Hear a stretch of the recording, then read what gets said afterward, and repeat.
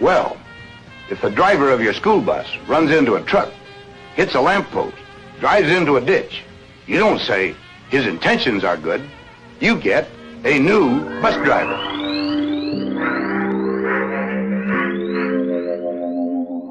I think it's a strange vanity that makes us think we're the only ones in the solar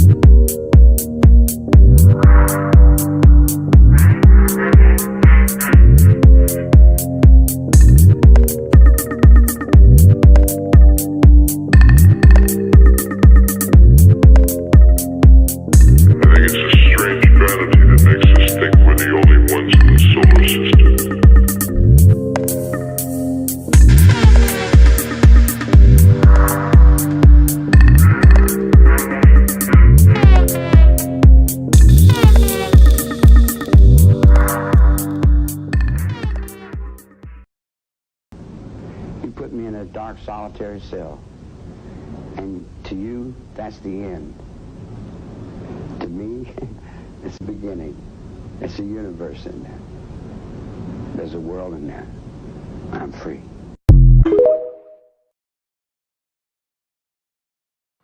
All right, everybody, welcome to Gen X News. It is our Wednesday night, but on a Tuesday. Normally we do the show on a Wednesday night. We're going on a Tuesday today.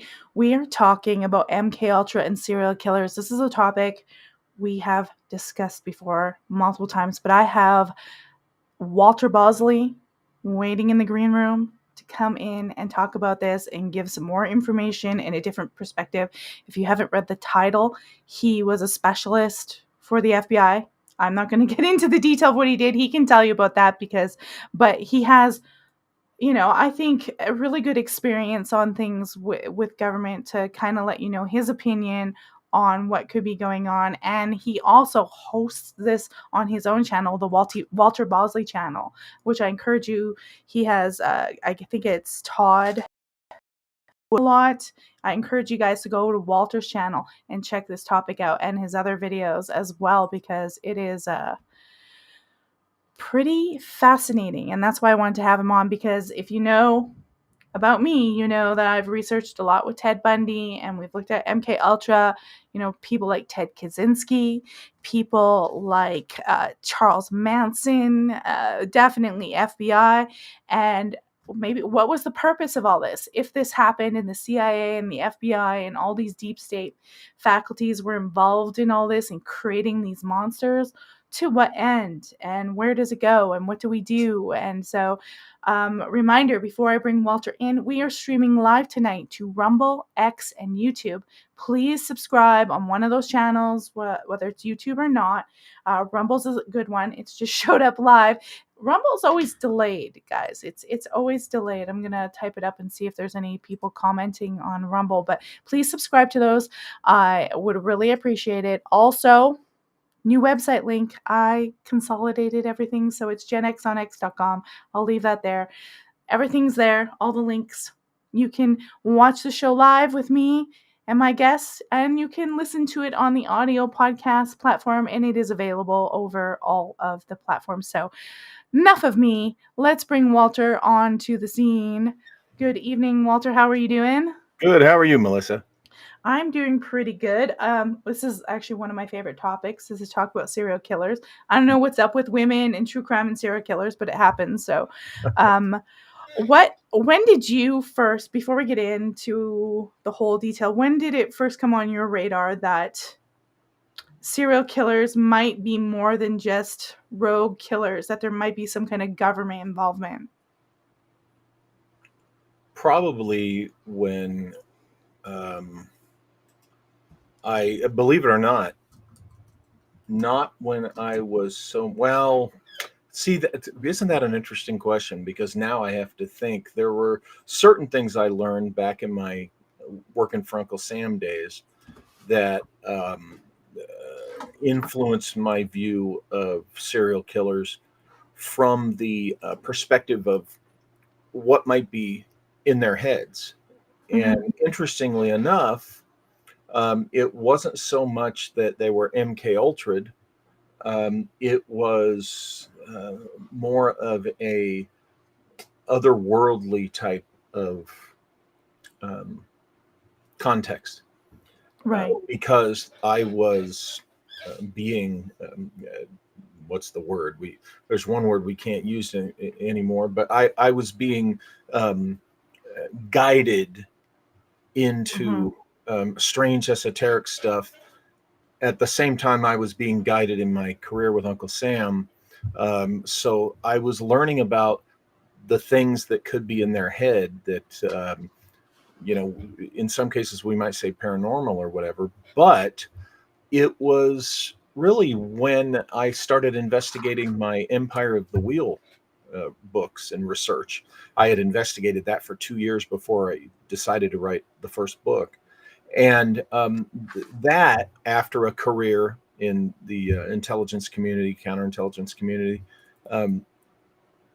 it was easier for me to see those possible influences because there were espionage activities going on in the area here in the San Bernardino Valley related to World War I.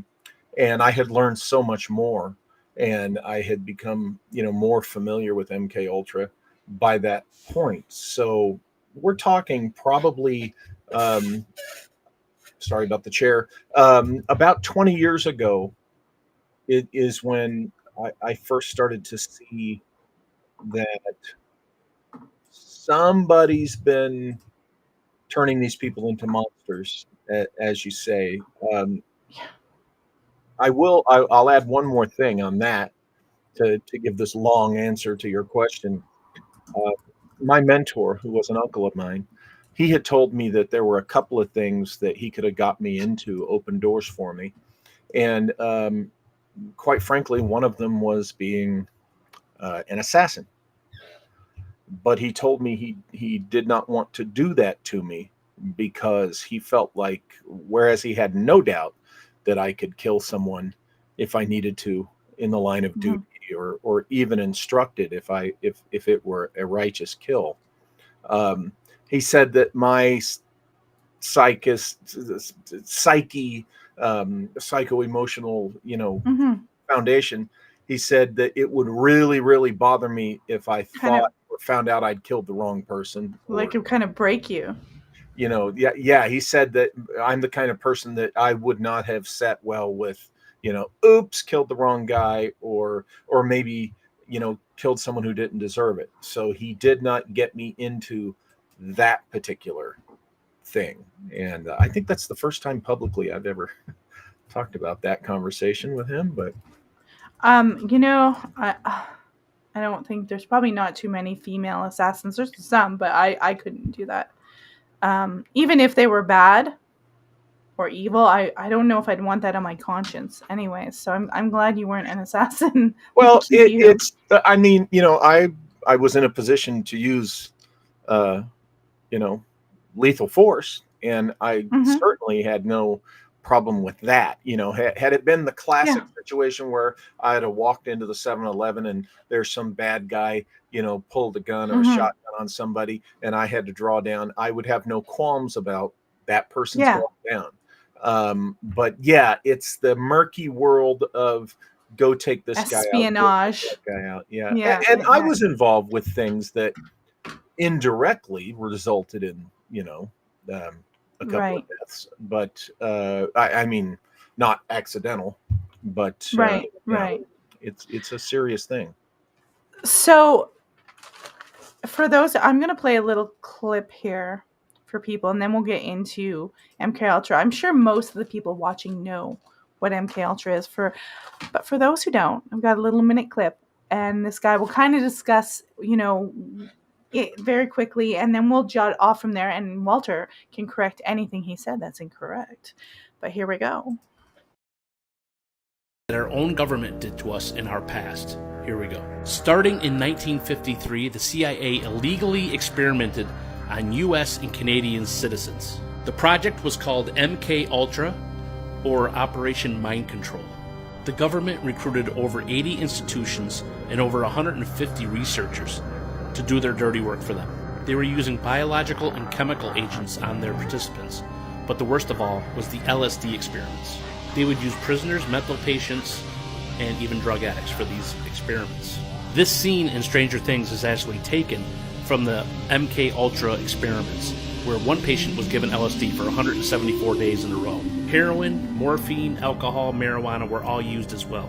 They say that the experiments lasted all the way until 1973. Some people, like Ken Kesey, actually volunteered for this, which led to the electric Kool-Aid acid tests in the 1960s with the...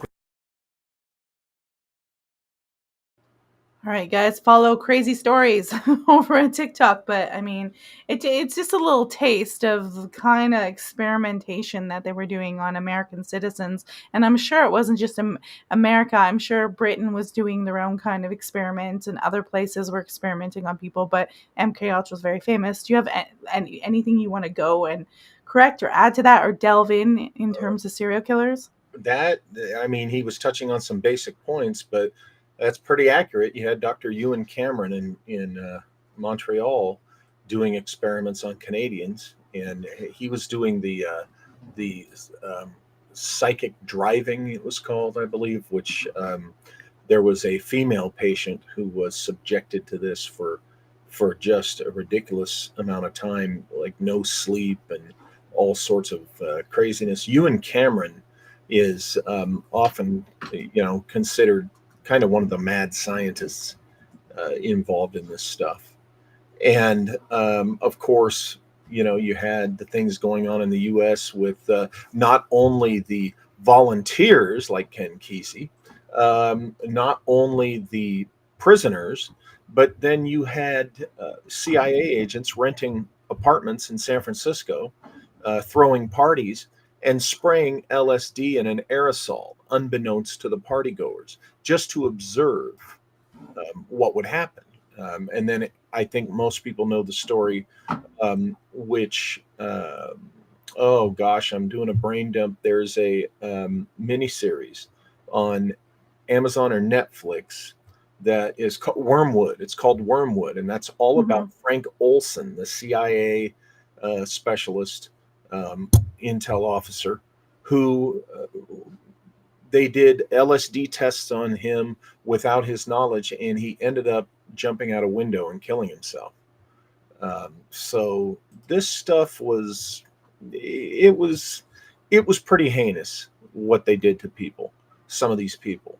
And in 1974, I think, is when the Church Committee, U.S. Congress, Senator Church led a committee, and that was when the CIA had to come clean about what they'd been doing since 53. But it started before 53. I believe it was MKUltra by 53, but before that, I think it was, Artichoke, and unless Artichoke was the Air Force one, it gets kind of murky, especially where the Air Force is concerned. But this was something that started really at the end of the war, when they were learning all sorts of stuff from the German psychiatrists. Yay, lucky us. Yeah.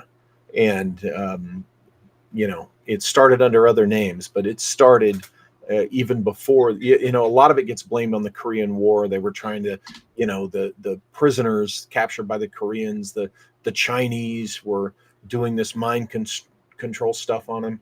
And, that's why we wanted to find out about this stuff. But we were dabbling in it before the Korean War started. So, Right. And so when it comes to serial killers, I'm going to pop this up. I was just showing this before we came in, but just for a visual for everyone. And there's always been sociopathic people who are serial killers. But if you look, right when MKUltra is ending, you get this pandemic of serial killers. And this is how many killers were in America. So it starts going up in the 60s. Of course, that's when you get, these sort of, it's not just the civil rights. That's not what it's about. I think it's more like the sexual revolution. It starts happening in here. And then, it just goes crazy. And then it starts reducing. And now it's less than 42. It's all, and people say that's because of technology, but something's going on. And there's probably a few things, but I find it interesting that it just goes rampant, just as the CIA is kind of getting caught. Yeah, and here's the other interesting thing. Military personnel are prosecuted and governed, as it were, under the UCMJ, the Uniform Code of Military Justice. Okay, and crimes that happen that are committed by military people, unless they're committed off base, off of installations, those things are really, for the most part, kept to the military records. Now, what's interesting is, in the 50s, the CIA invited the military branches to learn about MKUltra. Mm-hmm. And of the three branches, Army, Navy, and Air Force, the Air Force was the most turned on by MKUltra. The Air Force was very enthused about this and started their own program. What's interesting is, even though the CIA had to come clean in the 70s, we've never seen the Air Force ever reveal publicly the extent to which they developed their own MKUltra program. So now combine that with what I just said about military personnel, in this case, the Air Force, and I was a special agent of OSI in the Air Force.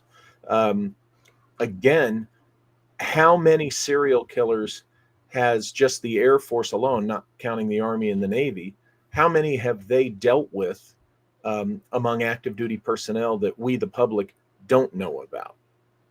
That would be interesting. Now, I was a counter-espionage investigations and operations guy, counterterrorism. So, and my mind wasn't on this stuff back then.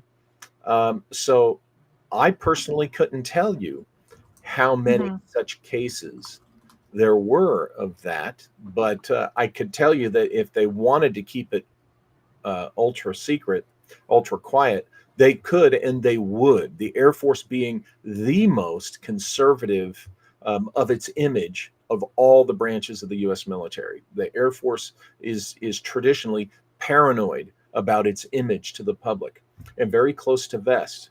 So if you add the possibility that serial killers that have emerged in the Air Force, for example, were in units that were exposed to MKUltra, oh boy, that's even more reason that I can tell you the Air Force would clamp a very tight lid. So when I hear about the serial killers, the famous ones we know about, who have had military past or military connections, that's the first big step to exposure. Things that make you go, Yeah. So I just want to cover this. One of the purposes of MKUltra wasn't just mind control. It was like they wanted to get a truth serum. That's what I understand. Like something that would make people tell the truth and give them the details, I guess. That the primary things were they wanted to create assassins. That was one of the big things.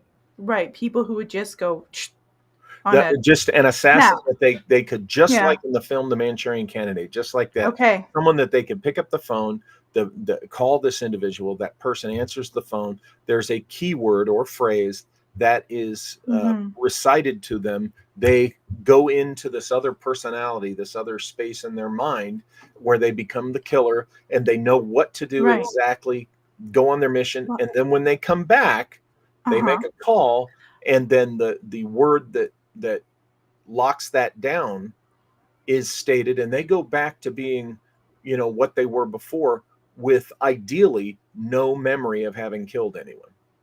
I find that really interesting that you say that, because when you hear people describe having dealt with, say, someone like Ted Bundy, they literally say he just like changed, snap, and his eyes almost went black. Yeah.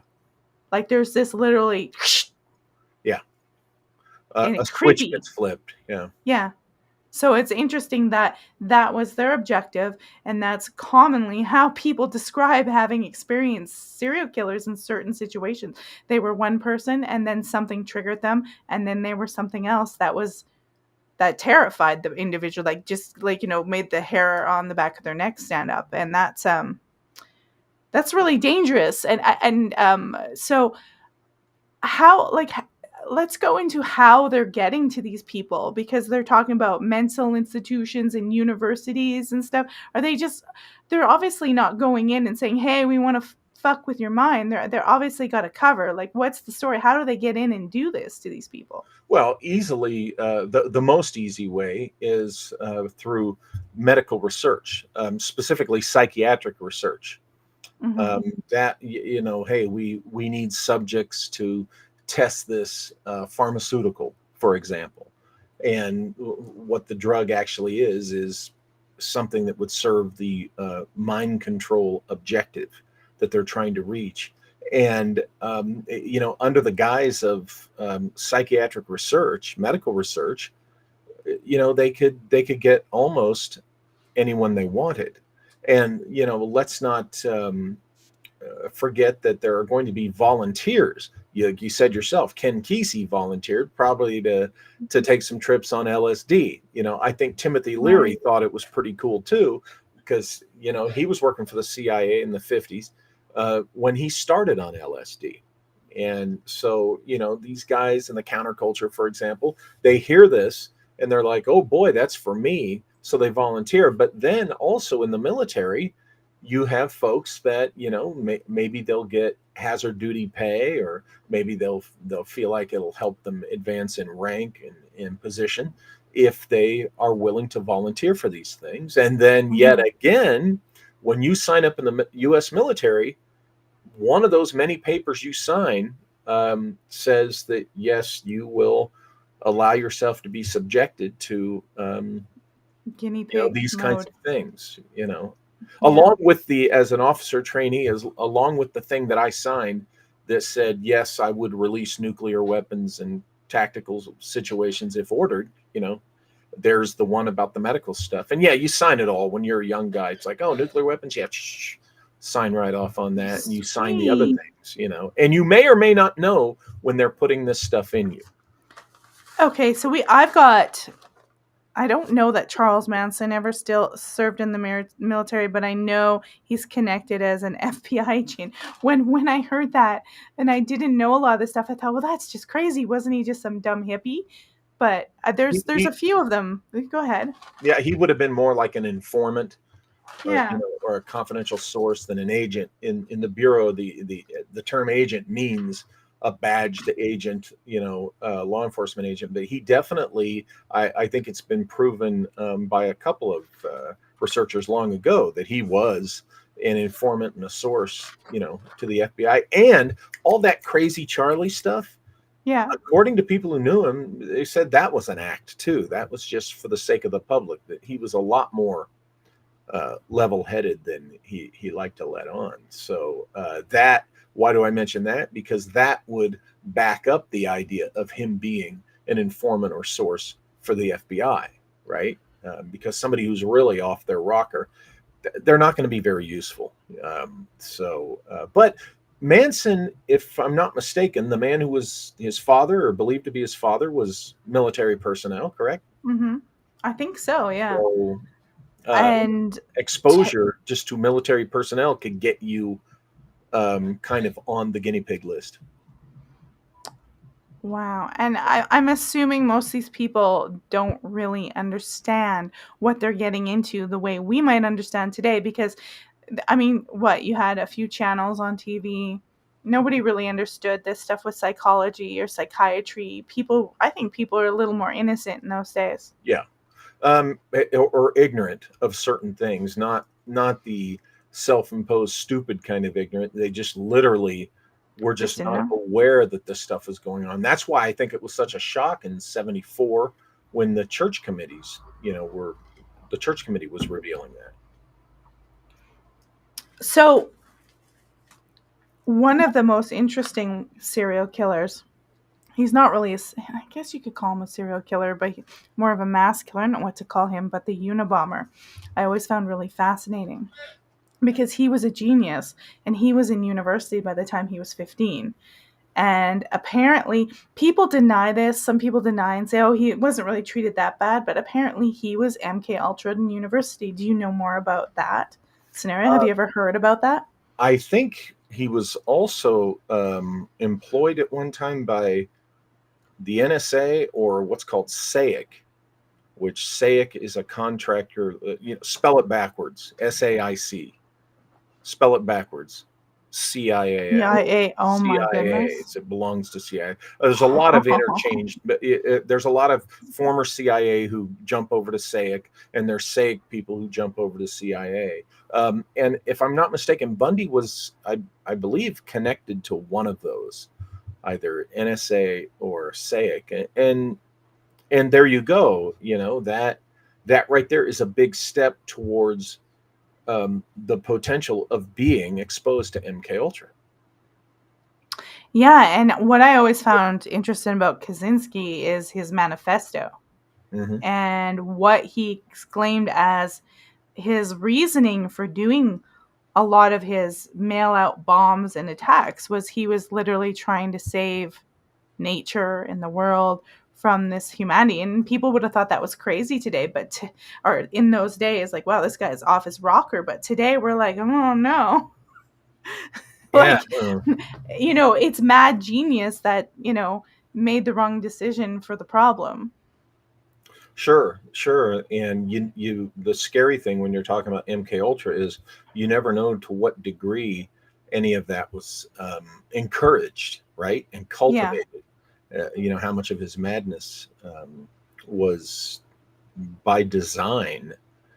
Because think about it, the next step to engineering through mind control an assassin that you can totally control, the next step you would want is deniable culpability. If you could, you flip the switch, the person goes into assassin mode, they do the hit, the execution that you've ordered them to do, they come back, the switch is flipped off, but then there's another lever that the assassin person doesn't know is there, and that's the lever that the agency could pull to turn on the patsy mode, right? In other words, get them to do your bidding, and then you Shanghai them because you've already planted things around them and in their minds that serves the crazy lone gunman or patsy narrative, if you need to detach yourself from this individual.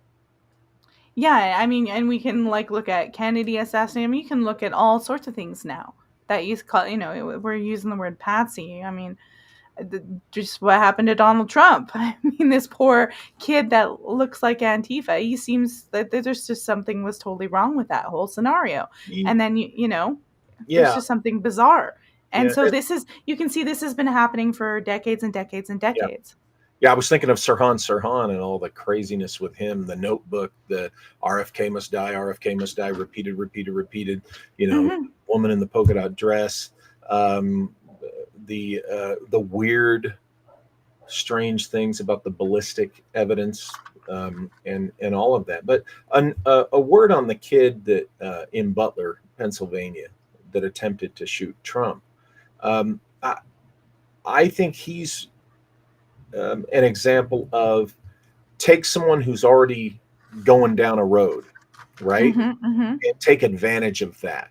So it's kind of like a lot of people's view of 9/11. Okay, look, those Muslim fanatics who were on those planes who attacked, with the box cutters, killed those people on those planes and flew those planes into the building. Okay, they did that stuff. Did those planes bring those buildings down? My opinion, no. But wasn't. They were Yeah. crazies. They were crazies who did an awful thing, and as far as I'm concerned, they deserve to die horribly, as they did on that day. Um, but they were used. See, what they were identified. Okay, here's some crazy guys. Nobody's going to care if they get killed. We're going to use them. They're going to be the front, but they're still bad guys, bad players who deserve what they got. Who, unlike, in my opinion, Lee Harvey Oswald, who I think he was a certain type of patsy, and they learned with him because of his comment, "Hey, I'm just a patsy. Don't believe this." They realized, wait a minute, when they did it with Sirhan, they had to make him full crazy and appear full crazy, and so that there was no question, the P word would not come up. So I think they went to school. They learned their mistake with Oswald, and they started. They changed the game a little bit with Sirhan by driving him crazy, and then I think around that time they started looking for psychopaths, right? And so Okay. they enhanced their psychopathy with the MK Ultra and used them. These guys are still crazies. They're still criminally insane. They're still Right. dangerous, bad players, but their bad traits have been greatly exaggerated through the application of the MK Ultra, I think. Right, and I mean I was gonna ask about that because there's like say someone like Ted Bundy. I Mm, was gonna say there's someone in the comments said there's a lot of them had personalities that they really didn't have to drug them. There's minimal stuff they had to do right. and brainwash them with. But like say you have someone like Ted Bundy and you go and Yeah. look at his history and you see he had a violent grandfather, messed up, didn't know his father, thought his mother was his sister, it got all confused, and he would never admit to certain murders, and I think he was murdering way before 1973, like when he was younger, and just won't talk about it or say it. But when he finally admitted certain murders, they never say I was brainwashed or I had anything to do with the FBI. They'll detail what they did with the body. But so why is it can they not remember, Right. or do they think they're solely responsible? Like, is that part of the programming? Yeah, it's engineered into it that they can, by the time you get to the 60s and the 70s, they've been doing this. Uncle Sam's been fooling with this MK Ultra stuff, starting looking at it in the late 40s, but since the early 50s. So it's been almost 20 years.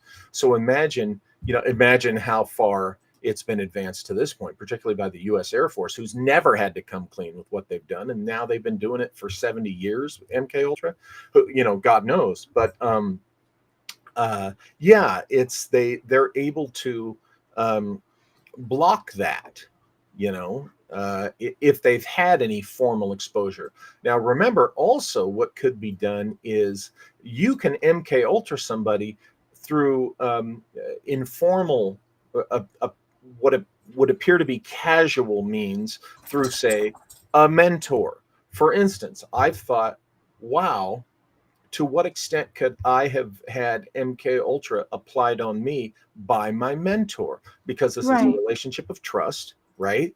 You're told certain things to lift you up, pump you up. You're told, this, you're doing this, and if you do this, you're doing it in the line of glorious duty and all that crap. You have to ask yourself, okay, was that real? Was that true? And you begin to see, oh, wow, I could see how this stuff worked. But you talk about how, talk about the personality of Ted Bundy, for example. He was very charming to women, correct? Mm-hmm. Good-looking guy, very charming, and not just to women. He could also, charm men, and they would say, "Wow," some people said, He, "Wow, he's such a great guy." yeah, he charmed the entire Mormon Yeah, community in but Utah. he had his killer side. Now, Mhm.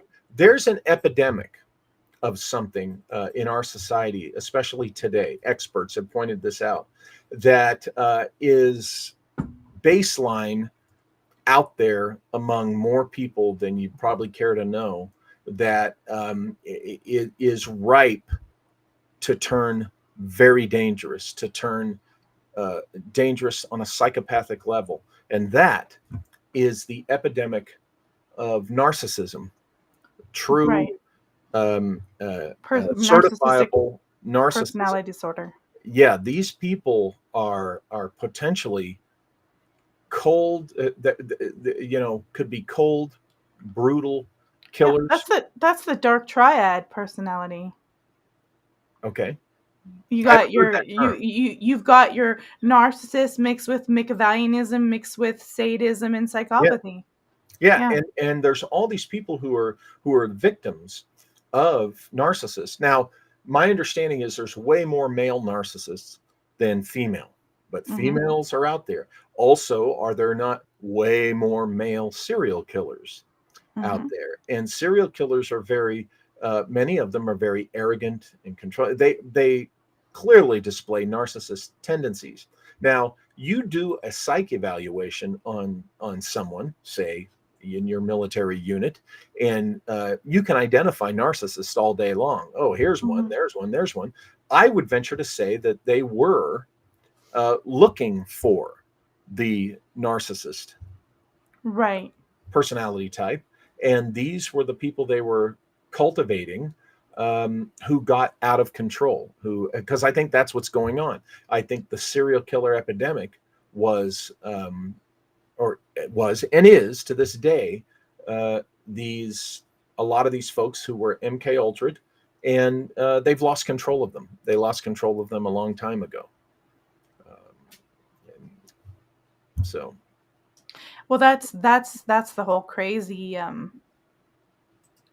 thing about what they've done, especially with these really infamous serial killers, is they're just sort of let out into society. And you always think of a serial killer targeting someone who's transient or unfortunate, or you never think, like with Ted Bundy, he was targeting university women who Yeah. were not, who were accountable, would go and be noticed going missing.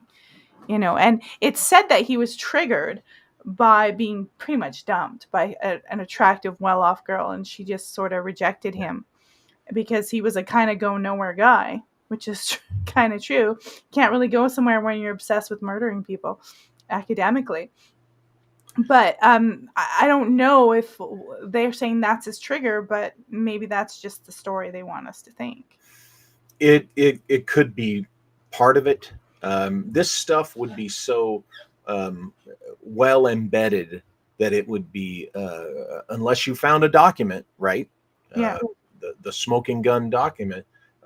This would be almost impossible to prove, because it would have been done on such, if it was through the government, on such under controlled circumstances, and with classified personnel, that it would be almost impossible to prove that they had been MK Ultra. Well, and they got rid of so many documents once they got caught. Like they're gone.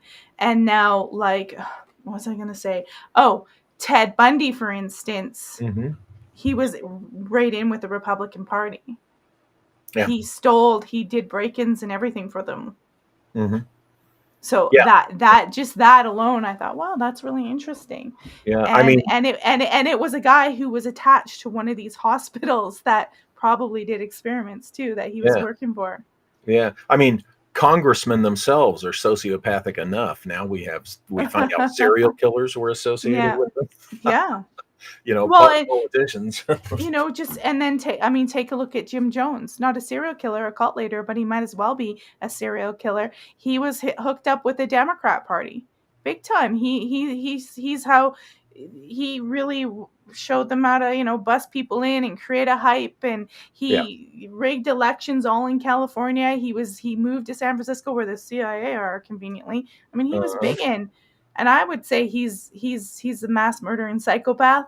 Same idea. Well, did he get MK Ultra? I have no idea. Well, remember, there's mystery about why Congressman Ryan, I believe was his name, was murdered on the tarmac when he went down there to investigate what was going on in Jonestown. And, there's always been suspicions that, Jim Jones was agency affiliated because of what you just mentioned and all the MK Ultra history that does exist in San Francisco. Remember, the hippie counterculture got greatly introduced to LSD thanks to Timothy Leary. Mm-hmm. For folks my age and your age, we remember Timothy Leary was this middle-aged hippie guy. When I was a kid, he was on TV and on the news as a middle-aged hippie guy. I didn't learn about his career as I guess he was a psychiatrist, I think. And Mm-hmm. I didn't learn about how his career really accelerated when he was doing experimentation for the CIA in the 50s. He was friends with Dr. John Lilly, who, by the way, is the guy who the film Altered States is based upon, if you've seen that. And he was doing the sensory deprivation research. Interesting side note, Timothy Leary for a while was telling John Lilly, hey man, you got to go into the samadhi tank, the sensory deprivation tank, and do it on LSD. And he kept trying to push Lilly, and so Lilly did his first sessions on LSD in the tank, and reportedly told Tim Leary after that, he said, nothing I did in the tank while on LSD matched what I experienced in the tank without it, just through the human mind and the human psyche. And Mm-hmm. he was having Mm-hmm. weird time-space phenomena happen to him. That was just a real wild thing in itself, which is a whole other show. But the counterculture got introduced to LSD greatly by Timothy Leary, right? And Right. so, was he the CIA's conduit to get this stuff, in the hands of the counterculture youth? Because remember, a lot of people look at that summer of '69 with the Manson murders as what killed the hippie culture. That's what killed any Yeah. any amount of love affair America was having Right. with hippies. And that would squash the anti-war sort of rhetoric Yeah, and make and all so this hippies look was, violent, yeah, the which implication was isn't true. done on purpose. Yeah. Well, So yeah, that's the implication, and that's in that book, Chaos, that mhm. I was hearing now Candace Owens talking about it, realizing how, much the CIA is in creating a lot of these crazy people. Because I mean, you have to know that, yeah, okay, like I was saying before we came on, there is a whole bunch of things that was happening: sexual revolution, culture revolution, there was an interstate highway being built, yeah, all those things were happening, but that doesn't create serial killers like I just showed you in those graphs. Right. Something else has to be happening. And the fact that we had this MKUltra sitting around and people are linked to it, we can even link them even though they've trashed all the records, is Mhm. super suspicious. I also wanted to ask about, I've been reading with Ted Bundy that he had some kind of satanic ritual connection, that it goes beyond just sort of MKUltra stuff, that he was involved and seen in satanic rituals by other serial killers. Do you know anything about this? I don't know much about that other than what Todd Wood has probably discussed on, my episodes with him over on my show. But I do know this, that, you talk about the sexual revolution. These things were greatly pushed and encouraged by the spook community. Okay. Yeah. Because when they were getting into this post World War II, wanting to learn how you could control the masses, how you could control the public, they were pushing certain things, and the sexual revolution was certainly one of them. Now, I do know that this area that I'm in, the San Bernardino Valley, has a history with occult and satanic groups. We also have a history of swinger clubs and the swinger culture. Okay, and of course, a healthy dose of the drug culture. Now,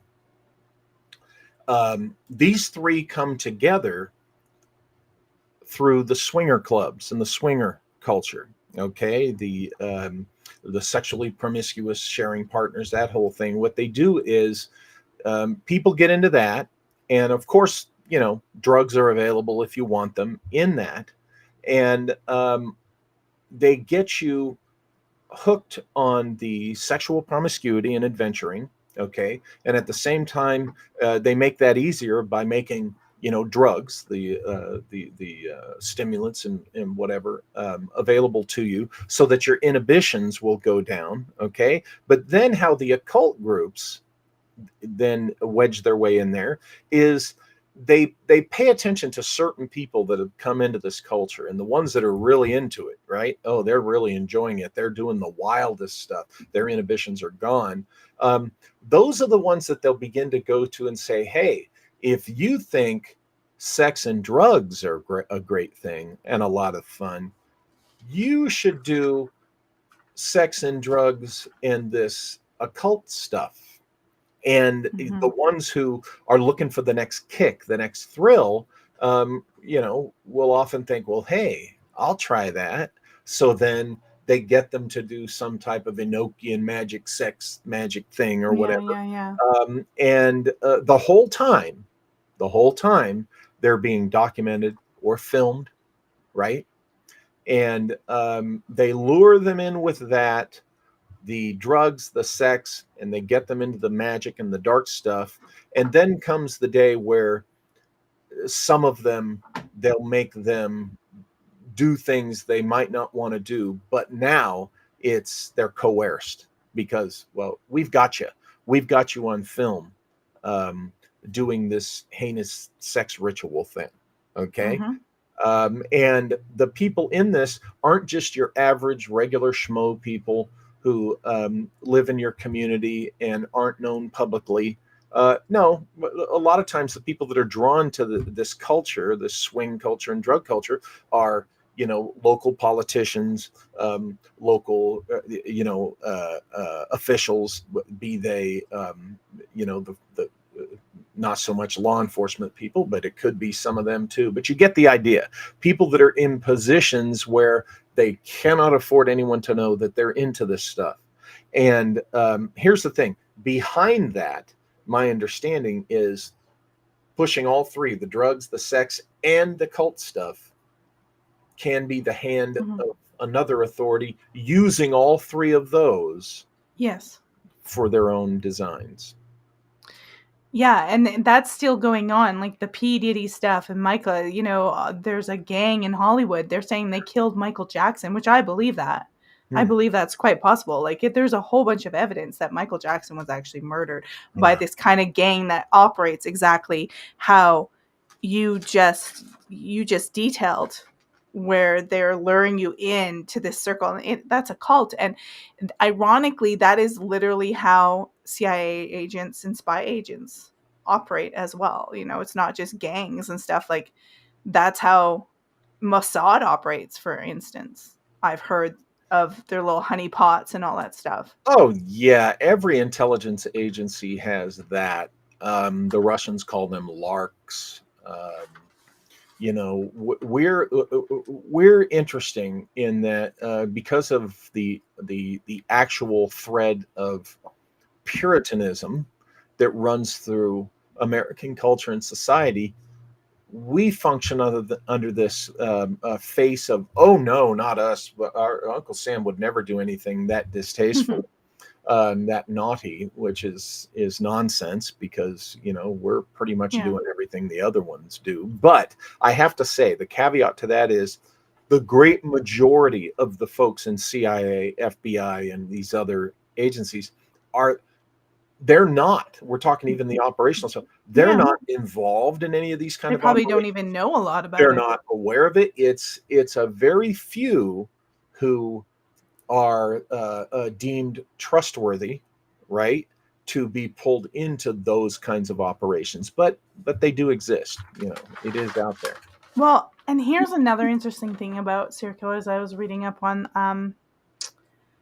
There was the author Anne Rule. She wrote about Ted Bundy, but she knew Ted Bundy. She worked with him in a suicidal hotline, ironically saving lives in psychology. And she worked in police as well. He would phone her when he was caught trying to, when he knew the heat was on, trying to get information. And when she was working on her book and stuff, she had somebody call her who said he was a Watergate lawyer. He had a weird name. There's only one who did, named, I can't even say, Egil Krog. And he had said that he had seen a satanic ritual in the woods of Washington State, human sacrifice, and he claimed that Ted Bundy was kidnapping girls for this purpose, for people to basically do satanic rituals. And this was a Watergate lawyer. And I don't know why Anna Rule would lie about that. But he was anonymous. He didn't want his name used. And the only lawyer that had a strange name that did Watergate was Gil Croak. I just find it interesting that all these people, I was like, well, what the hell were you doing there? That are hooked up to all this political stuff. And, I find Watergate suspicious anyways. I don't think it's a straightforward, Nixon did it. I don't even think he knew about it, but I find it interesting that all these people who are involved in all these scandals are, talking about Ted Bundy and satanic rituals in the middle of the woods in Washington State. Yeah. It's almost like Richard Nixon was set up by the burglar. Almost like he was, yeah. Yeah. Almost. Have you ever seen? I recommend you see the one-man play. It's out there in video, titled "Secret Honor." Have you heard of it? I have not. It's a one-man play. My gosh, I see the actor's face. I can't. Philip Baker Hall, I think, is his name. He plays Richard Nixon, and in that play, Nixon as the character talks about what really happened with Watergate. There was an ultra conservative group, the kind that embarrasses the rest of us real conservatives, and they had come to him and said, we can keep you in office for as many terms as you like, but here's essentially if you do this and that. And Nixon says in the play that he explains it more eloquently than I am, that he realized, oh my God, this would destroy the office, the legitimacy of the office of the presidency, go against the Constitution, and totally gut the idea of the republic, the Democratic Republic, and everything. And so he realized, wait a minute, they're squeezing me with this Watergate break-in stuff. I can do this. I can stay in as president for the rest of my life, but that would be wrong.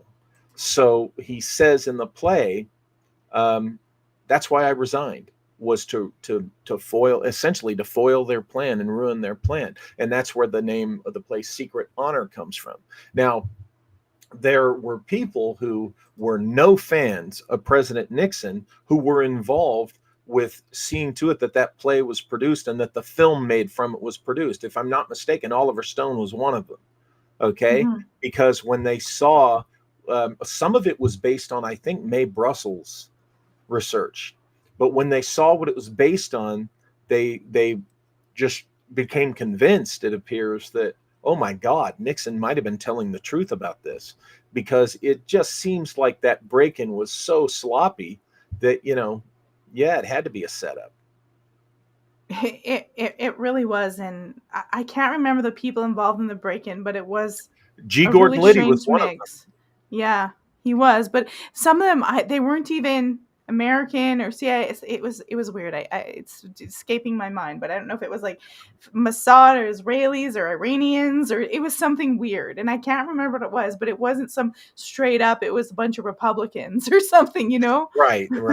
They said that it was, the committee to reelect the president, known as CREEP, because they had to characterize it a certain way.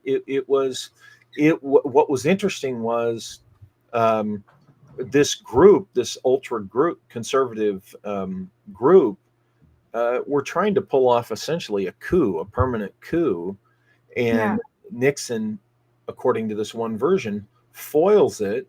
But in another way, the other side was kind of attempting their own coup by the way they went after Nixon and the way they characterized him and such. So it's if people think they know Watergate just through the basic mainstream history of it, they need to look again, because there's more to it. I mean, in all of those basic histories, including JFK assassination, all their little show trials, it's all trying to distract you from the fact that the whole system that's doing the investigations is responsible for. Well, remember, I don't know how much I don't recall what the juxtaposition of events was in time, but remember, Nixon was recorded as asking,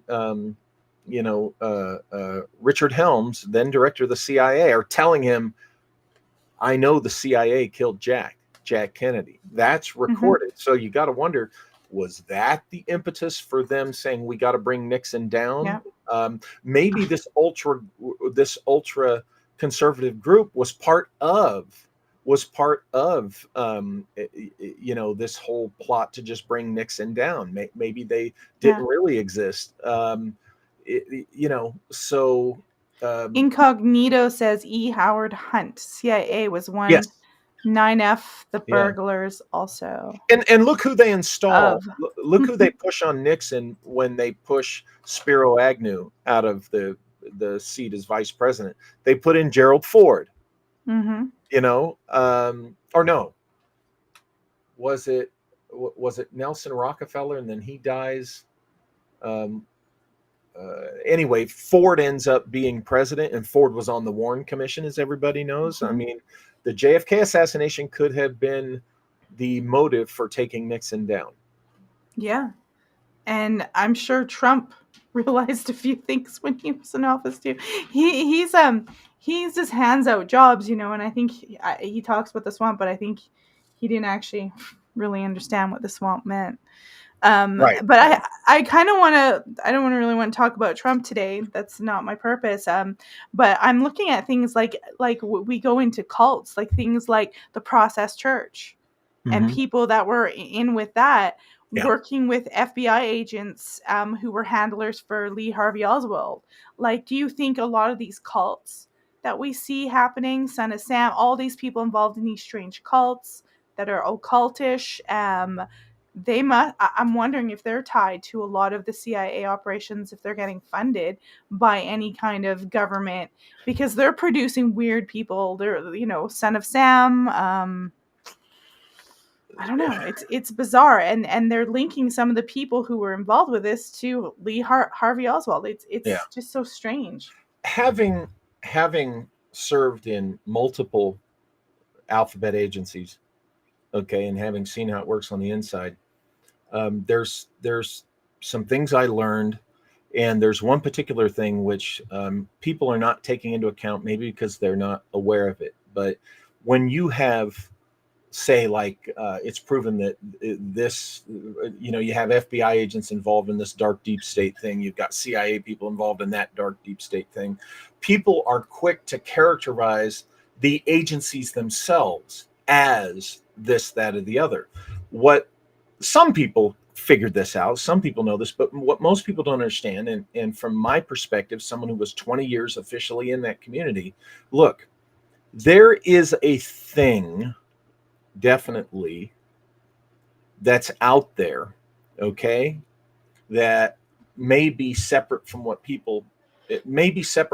call the deep state. There's this thing that the best way I can describe it is like a task force. When you're a federal agent, you're on a task force. You're one of many agents from multiple agencies. When I was an OSI agent, I was on an FBI task force, which included CIA people not identified as such. Multiple agencies. And that task force is just that. They have a particular specified mission, and all those agents come together, and it's actually extracurricular to what the normal duties of their respective agencies are. Now, there's this thing that's kind of a task force. You could say, I hate to use the cliche term, but a task force on steroids. It's this thing that has in its ranks agents and operatives from multiple agencies. They've been recruited by this thing, to in the beginning to go apply at those agencies. But what they're doing is they're still reporting to that individual who started their career. Let me put it to you this way. My mentor passed away in 2016. And I'm 60 years old, almost 61. So I'm going to talk a little more. My mentor is the one who started working on me when I got out of college. And he's the one that told me, I want you to turn in an application to this federal agency. Well, that federal agency, I drove back to visit him in Alabama, and he had me turn in an SF-171 to a NASA office. But I had to go to a back door of a building on a NASA installation in Huntsville, knock on that door, and the man who opened the door knew who I was, took my application, and I never heard directly another word from NASA ever in my career. Now, a month later, or no, the month, later, that the next year, he tells me, go apply to the FBI. So I went and applied to the FBI. Okay. And my background, I applied to the FBI in November of 87. And I was called at the end of February telling me, congratulations, you've been hired, report to duty on 14 March. So 14 March 98. I had, from the day I first applied to the Bureau, there was only 4 months. And I had people, when they were interviewing them for my background investigation, I had one person call me and say, Walter, I don't understand. The agent doing your background came to me, asked the questions, I answered them. And then today, 2 FBI agents knocked on the door, said they were here to do your background. I told them I already talked to the other agent. She said they looked confused. They said, what other agent?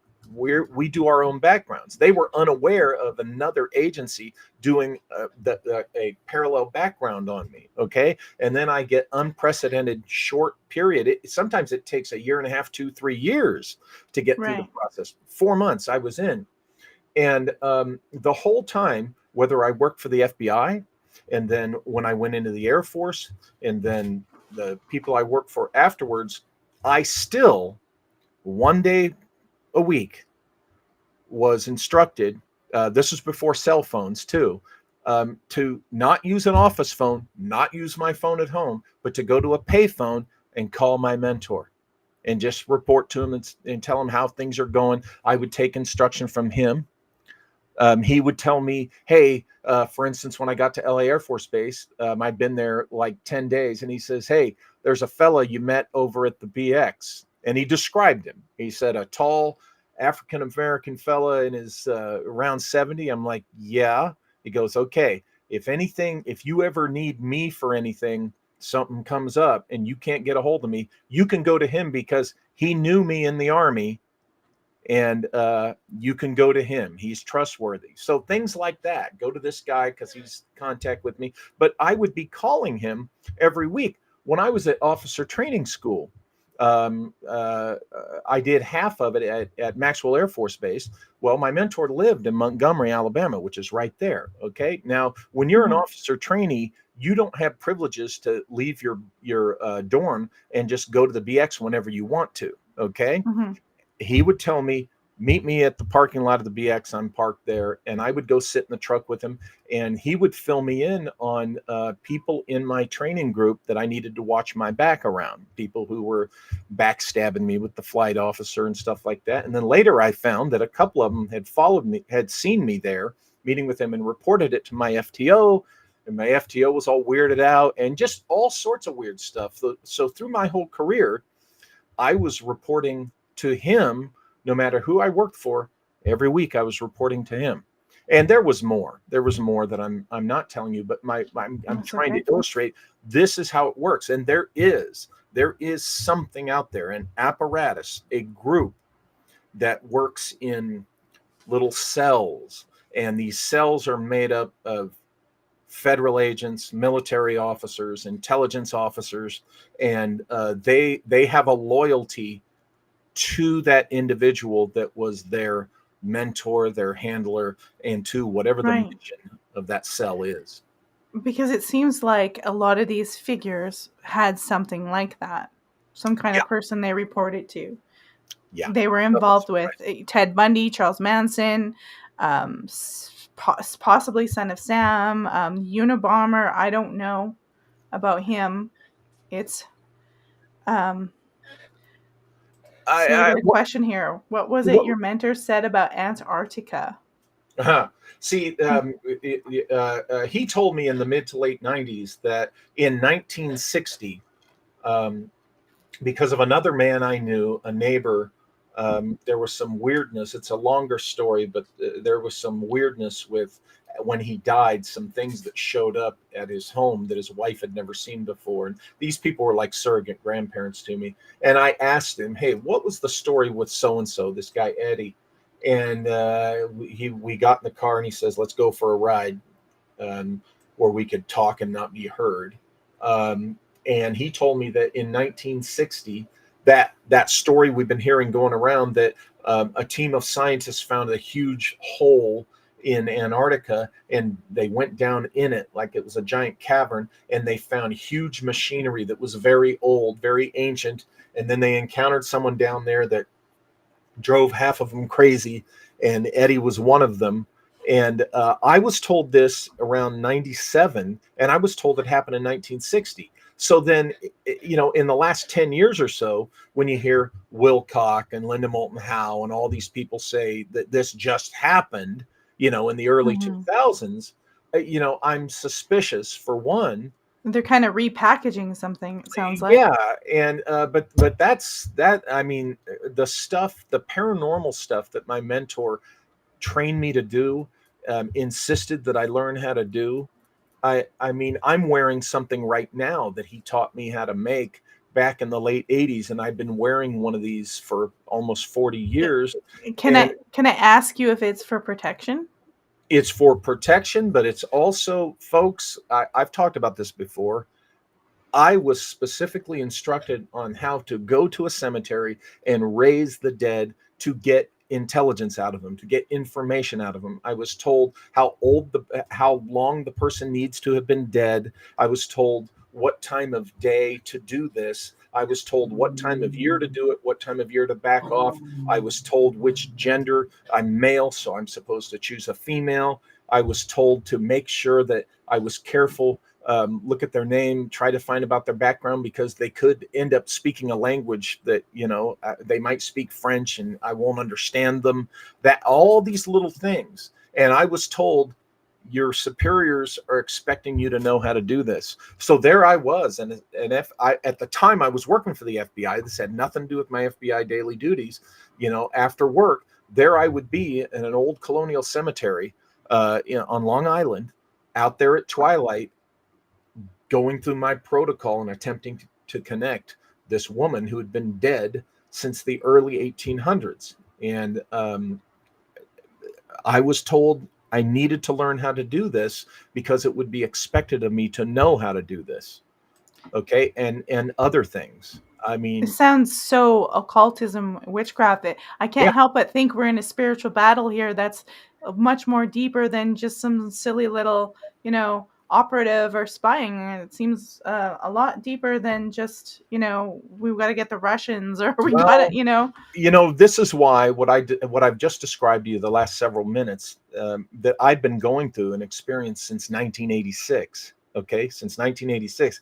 This is why in 2009, when Nick Redfern came out with his book Final Events, and he talked about this group referred to as the Collins Elite. Okay, I get goosebumps because the way Ray Beach described what his source told him about the Collins Elite, and even where specifics, I'm convinced that this is what my mentor was connected to, and that this is what I was being recruited into, because I was being taught all this occultic, paranormal things to do, and I was a intelligence, operative. I was then a federal agent, a military officer. So I fit the bill. And my mentor started his military career, I believe, in 1950, which was around the time this Collins Elite group was being brought together. So I'm pretty convinced that I was being recruited by the Collins Elite. And there's more to it than that, but because of the things I was being taught how to do and the things I was experiencing, this is why when we get these grouchy naysaying skeptics in our community, my thing is, I lived it. I was in that community. I know what I experienced. Until you've been there, don't pop off, It's young man. so it's so it's I think what it is it's so fantastic, Yeah, and people see the CIA and the FBI as these sort of stone cold hard, just doing straight up, work. They don't see them in the context of some kind of paranormal right, or spiritual element. right. And it, I guess that's where the skepticism comes from, when anyone kind of says, "Oh yeah, we're doing some kind of out of body stuff," or they were doing some sort of, I don't know, was it like OBE, or what do they call it, where you astral travel or Astral whatever, and travel. people are like, "That's ridiculous," and I Well, think they want us to believe that, be atheistic like that, or I think was that's what I they was want. encouraged. I was instructed how and encouraged to develop this on my own. Now, remember, when I was working in Manhattan for the FBI, I was on an undercover FISA wiretap squad working against known and suspected KGB and GRU agents in Manhattan. That was my 9 to 5 job for the FBI. It was my extracurricular duties that my mentor was teaching me, and I was expected to develop on my own time. And I was told, don't talk about this stuff around the office, dummy. You can only talk about this stuff around certain people. And I Mhm. learned, in those years, I met people who, oh, yeah, I learned that they're part of this weird thing. And, we would understand you can't talk to the average FBI employee about this. They're not supposed to know about it. Mhm, Uh, mhm. and 90% of over 90%, the vast majority of FBI people are completely unaware of this stuff. When you're in counterintelligence, just counterintelligence, not even in the weird stuff. Okay. For instance, the FBI, you get people that say, I've had people that say, well, I was in the FBI in LA or New York or places where I was at for years, and I never heard of you. And I would say, were you in counterintelligence? No. There's why. Because Right, when you get into counterintelligence in any agency, guess what? You are much more sequestered from the regular organization. And I right. was even told, welcome to the real FBI when I was brought into counterintelligence. When I was on a covert surveillance team in San Francisco, after I went to Quantico to get my spook training, my first spook training, we get back and the squad supervisor we're working for says, congratulations on passing the training. Welcome to the team. I do not want to see your face anywhere near this federal building. You stay away. We worked out of an undercover site that had, Right. you know, Well, uh, that's cover. part of the compartmentalization Yeah, of and most of the organizations. FBI You people don't see know. you see that everywhere in all society, Yeah, but this is a yeah. little more, serious. And I don't like to be, insult anybody when they say, my Uncle Bob was this and he never heard of any of this. Well, sorry if Uncle Bob never heard of it. It just wasn't part of his duties or his career path. Mhm. But it's and So, again, it's a very, like you said, compartmentalized world. So yeah, I mean, I know I touched on the spiritual stuff, but do you think that these, like, when they do this triggering of mhm. serial killers and of these sort of lackeys, kind of, do you think they're being possessed? Do you think that some of these serial killers are possessed by something that's not human? Do you think that's ever a possibility, or is that just way too out there? Well, since we're ventured into the paranormal discussion, let's jump tracks. I won't speak just as a guy who's been in the federal, this, that, and the other. I personally believe that stuff is real. So absolutely, I think it's possible that you have some type of possession with some of these cases. It all depends on what they've been exposed to. Now, think about it. Mhm. You get somebody, there's the other thing that people think you got to be careful with permissiveness. And I am by no means a prude. Okay. We all have our little peccadillos and stuff, but you got to be careful with, people think, well, sex and drugs is innocent enough. You might get an STD, you might overdose. But these things, think about how hallucinogenics have gone part and parcel with a lot of magical activity, right? With connecting to other dimensions. Think of ayahuasca. So there's drugs. And then, come on, folks, sex magic is as old as sex itself. So now let's combine hallucinogenics that can connect you to another dimension, hypothetically, and then let's throw in sex, which very much can have magical things going on without you realizing it. So there you are having promiscuous sex stuff. And you're connected to another dimension through hallucinogenics. Now throw in occult rituals with that sex and drugs, and there you have a volatile formula for who knows what could get into you. Spirits, demons, alien intelligences, what have you, since we're the voice of God, that technology. Yeah, which ironically is a technology, but that's the thing. People want to play with certain things, but they want to convince themselves, oh, but the other part, that's not real. That's when it's going to get you. Right. Well, that's really fascinating because I always think they want us to not believe in that stuff because it gives them more power and control. And I mean, very few civilizations have ever been atheistic. We're like probably one of the first in modern times that says, that stuff doesn't exist. It's just this. It's just bacteria. It's just psychopathy. He's a serial killer. His dad beat him when he was little. And those things may be true and they may be adding to that element, but I think it opens them up to something. Right. And well, I would say not so much atheistic as, here's the irony. You have people who go to church every Sunday and pray to their being that they, see as God, and they believe in angels and believe in spiritual stuff, but they'll say, oh no, but there can't be anything like that involved with these serial killers, just the way you described. So it's like, hey, one or the other. It's kind of like, remember some years back when you had people in the New Age community that there were actually people, I met them, I heard them talk. Well, I believe in angels, but I don't believe in demons. I'm like, wow, it's that kind of weird compartmentalization of beliefs. And people like to mislead themselves because if something's out of their comfort zone, they're out of their comfort zone. Well, I got a little clip here I'm going to play before we sign off. We'll do a few more minutes. I wanted to show people, this is normal people under MKUltra since we're talking about it, and I forgot to play it.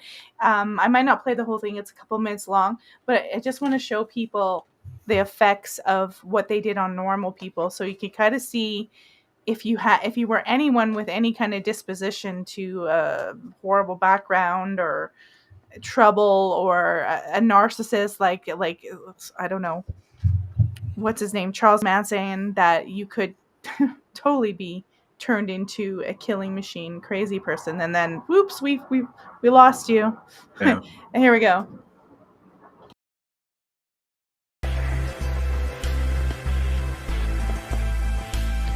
You're doing fine. Just try to describe it. Oh, you don't know. You want to give yourself. You want to give yourself a touch. How do you feel inside? Inside. I'm really inside. Nobody explained it to me. Nobody ever asked me if I was willing to do it or anything. They put me on sleep treatment. And they kept you asleep for 23 days. And while I was asleep, they were shocking the heck out of me with electric shocks and playing tapes. Why are you letting me responsibility?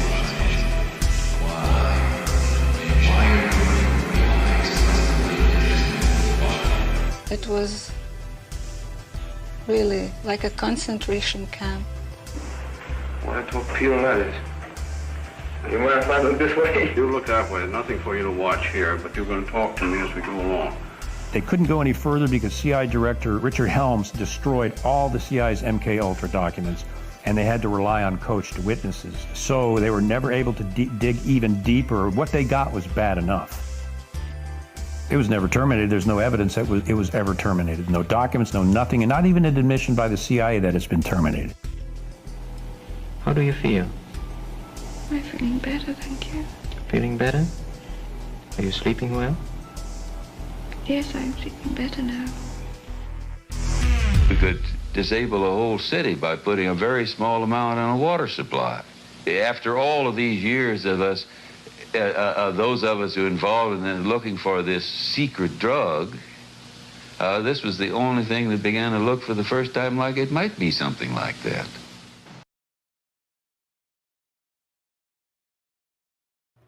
Okay, so there's no evidence that MKUltra was really ever ended. And of course, you said with the Air Force or whatever it was. Yeah, with the they U.S. don't have Air to say Force. anything. Yeah. So we could all be.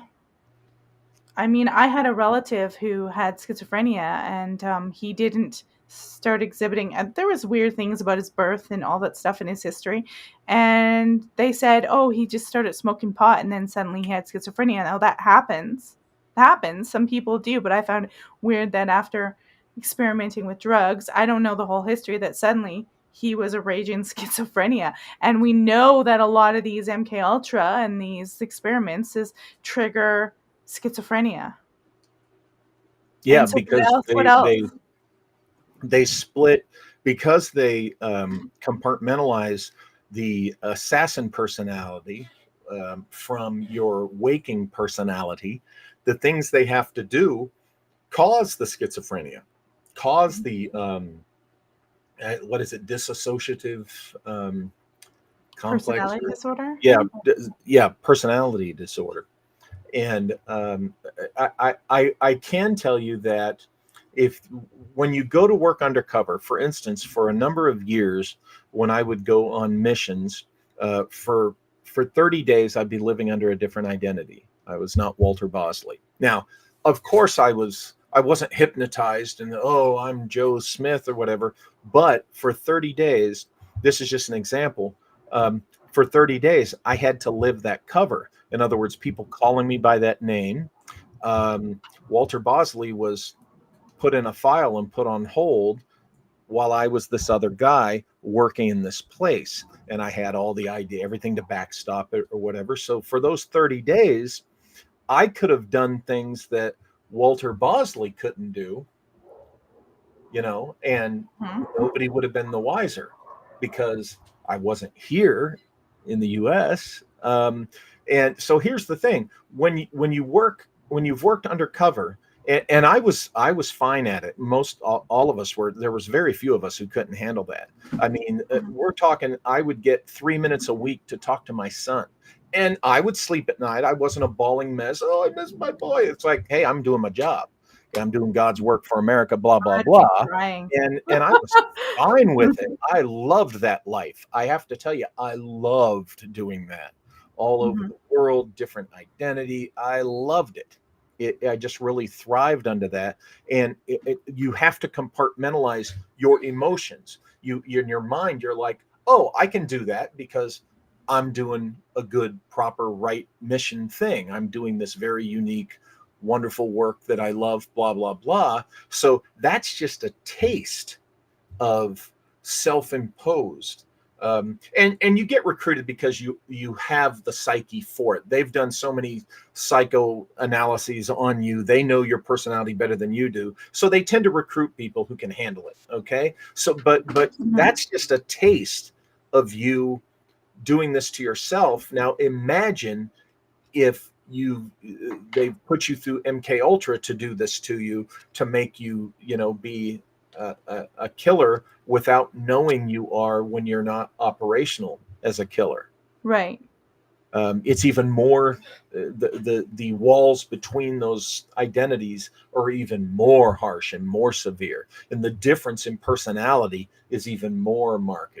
Well, and you can imagine, just take a look at Hollywood, and you can see what kind of, if you have to pretend you're somebody else all the time for all these different roles, for a lot of people, that could cause a lot of mental health issues. Yeah. And people that aren't used to, like people in my life, I've told them, you've never had to see me as, Agent Bosley or so and so or whatever, because that part of my life is separate from, at home. I'm like, their goofy brother who builds models and likes weird movies. Ha ha ha! All hail good fellow. But I remember this one guy, the first time he saw me with my gun drawn, having to be serious on some guy, he was like, "Holy crap!"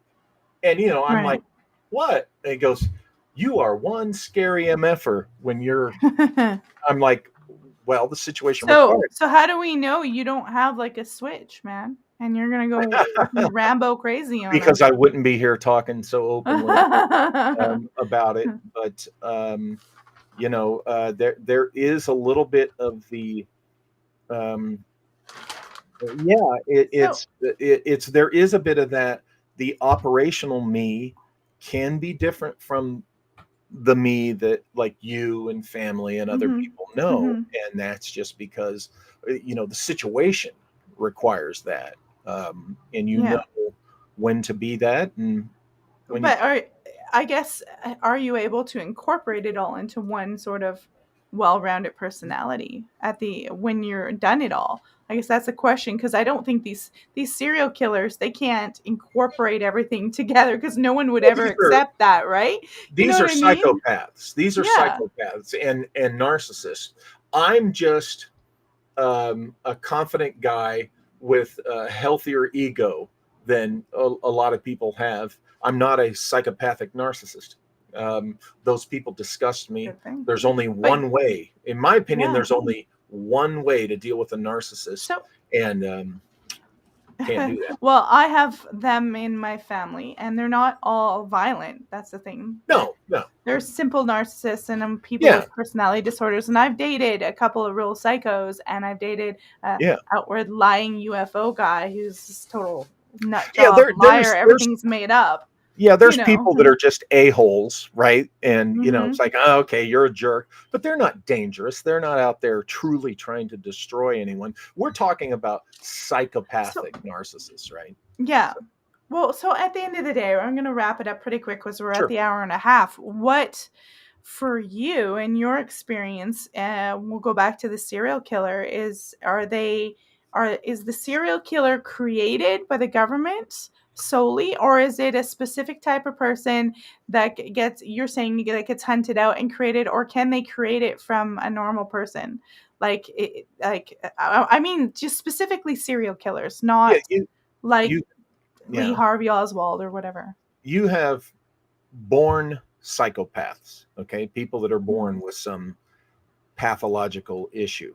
You have people who their experience in life has pushed them over the edge. Now, then you have a group of people who I think are the product of this MKUltra thing.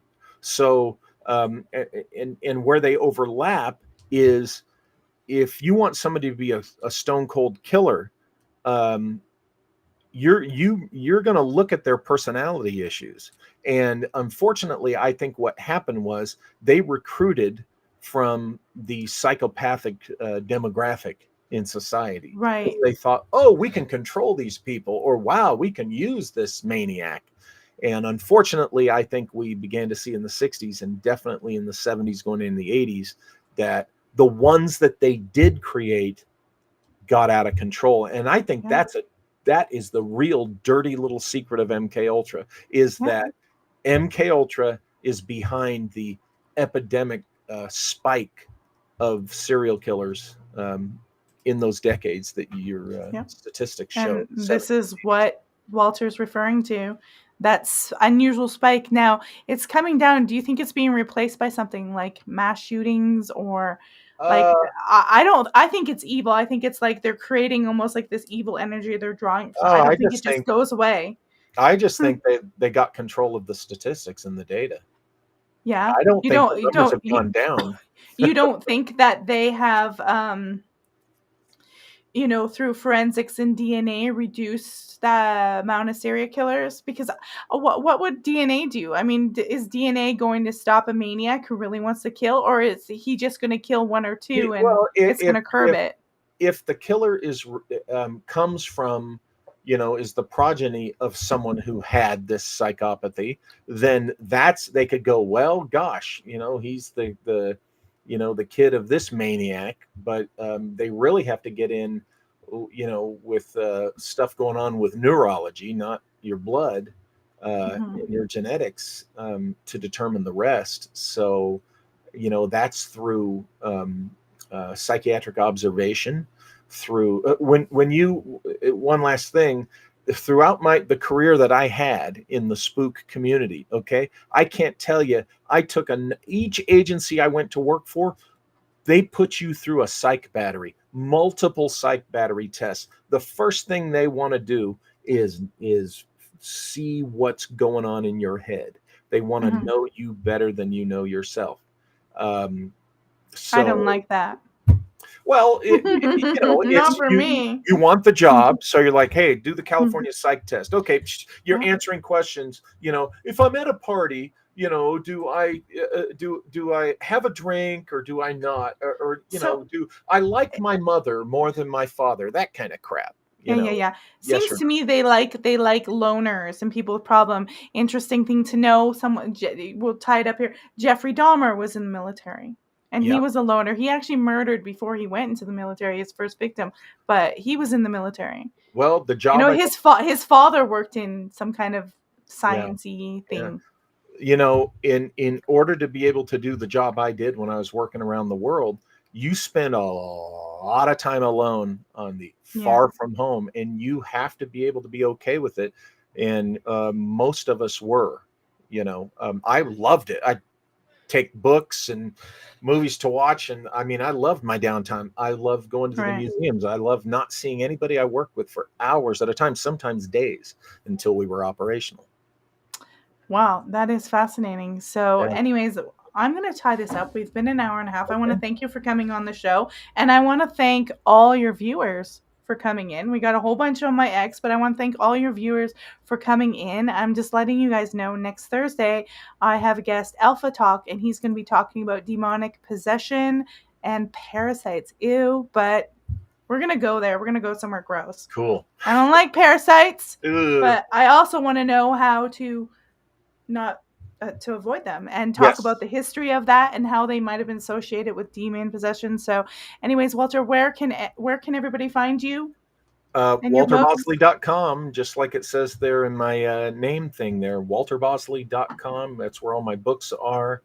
And you can get our upcoming event, NIMSICON, in October. You can find all about that there at WalterBosley.com and at the Walter Bosley channel at YouTube. All right. That's fantastic. All right, everybody.